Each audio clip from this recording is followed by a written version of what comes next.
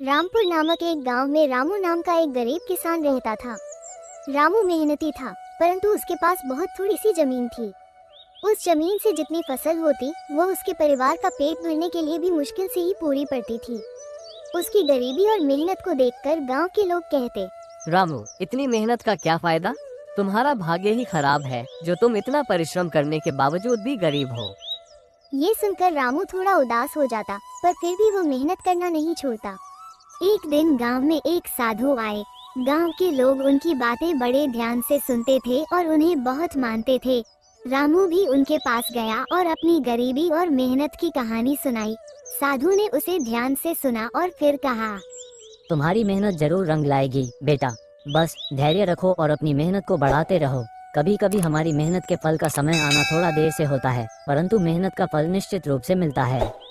रामू को साधु की बात से थोड़ी हिम्मत मिली और वो और भी मेहनत से खेती में जुट गया।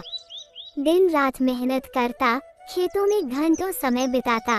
समय बीतता गया, लेकिन रामू की स्थिति में कोई खास बदलाव नहीं आया। फिर भी रामू ने अपने परिश्रम को कभी कम नहीं होने दिया। एक दिन जब रामू अपने खेत में हल चला रहा था, तभी अचानक हल किसी कठोर चीज से टकराया।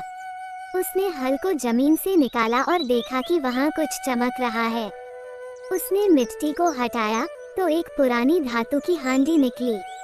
उसने हांडी को खोला तो उसकी आंखें चमक उठी। हांडी में सोने की मोहरें भरी हुई थीं।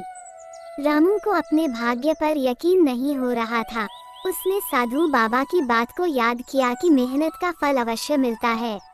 रामू ने उन सोने की मोहरों से थोड़ी जमीन और खरीदी और बेहतर बीज और साधन जुटाए। अब उसकी फसल बहुत अच्छी होने लगी और कुछ ही सालों में वह एक समृद्ध किसान बन गया। उसकी मेहनत और भाग्य ने मिलकर उसका जीवन बदल दिया।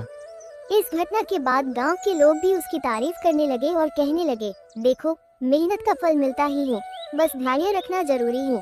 रामू ने अपनी मेहनत और धैर्य से सिद्ध कर दिया कि सच्ची लगन और परिश्रम से किस्मत भी हमारे साथ चलने लगती है।